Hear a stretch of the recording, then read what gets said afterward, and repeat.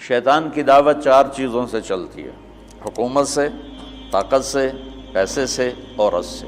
غلط عورت، بری نہیں، غلط عورت۔ الدنیا کلها متاع وخیر متاعها المرأة الصالحة، دنیا مختصر سامان زندگی ہے اور اس کی سب سے اعلیٰ درجے کی چیز نیک عورت ہے۔ النساء سے مراد ہے غلط عورت۔ حبب الی صالح، مجھے 3 باتیں پسند ہیں: خوشبو، عورت سے کیا مراد ہے؟ بیویاں اور میری آنکھوں کی ٹھنڈک نماز۔ تو 4 باتوں سے باطل پھیلتا ہے۔ یہ ساری چیزیں میرا استنباط ہے جو میں نے حدیث سے لیا، قرآن سے لیا۔ یہ حدیث مشہور ہے جس میں عتبہ بن ربیعہ اللہ کے نبی کے پاس آ کر کہتا ہے: ان کنت ترید تو بہ ملکا ملکناک علی رؤوسنا، محمد اگر تجھے بادشاہ چاہیے نا تو ہم دیتے ہیں، تو تبلیغ چھوڑ دے۔ دوسرا کہا: ان کنت ترید بہ الشرف، اگر تو اس سے طاقت چاہتا ہے، چودراہٹ چاہتا ہے، لا نقطع امرا دونک، تیرے بغیر کوئی فیصلہ نہیں کریں۔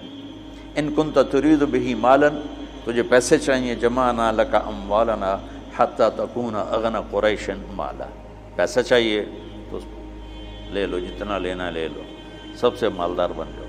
ان کانا انما بکلباء، عورتیں چاہیے، فاختر ای نساء قریش فلنزوجک 10، ہم تیرے سامنے قریش کی لڑکیاں کھڑی کر دیتے ہیں، جتنوں سے کہے گا تیری شادی کر دیں گے۔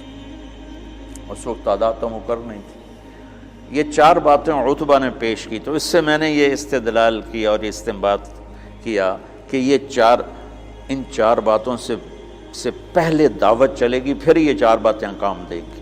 اگر دعوت نہیں ہے تو یہ 4 باتیں حرکت میں ہی نہیں آئیں گی۔ دعوت اصل سبب ہے، اس سبب کو اٹھانے والی 4 چیزیں ہیں۔ باطل کا سبب دعوت ہے، اس دعوت میں رنگ بھرنے والی حکومت، طاقت، پیسہ، عورت۔ اور ادھر جب آپ فارغ ہو گئے، جب وہ عتبہ اپنی بات سے فارغ ہو گئے تو آپ نے کہا: فرغ تھا ابو الولید تو فارغ ہے، تیری بات پوری ہوگی؟ انہوں نے کہا ہاں۔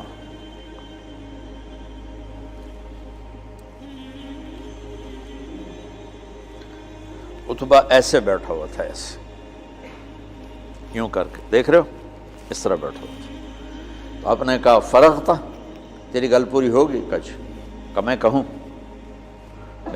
میں کہوں؟ کہو۔ تو آپ نے کہا: بسم اللہ الرحمن الرحیم۔ اب جب میرے نبی یہاں پہنچے کہ اگر نہیں مانتے تو عاد و سمود کی بجلیوں کے لیے تیار ہو جاؤ، ٹھیک؟ تو عتبہ، میں نے اس لیے پہلے بتایا، عتبہ یوں بیٹھا تھا،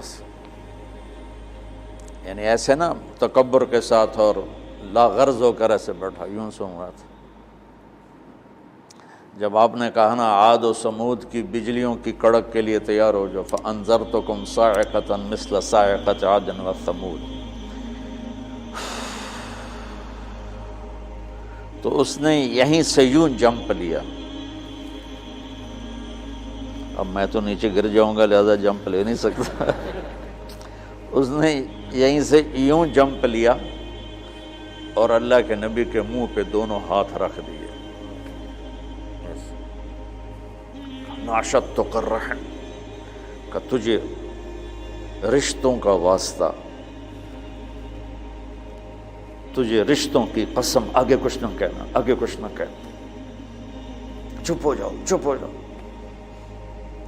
اور ایسے کانپتا ہوا واپس آیا۔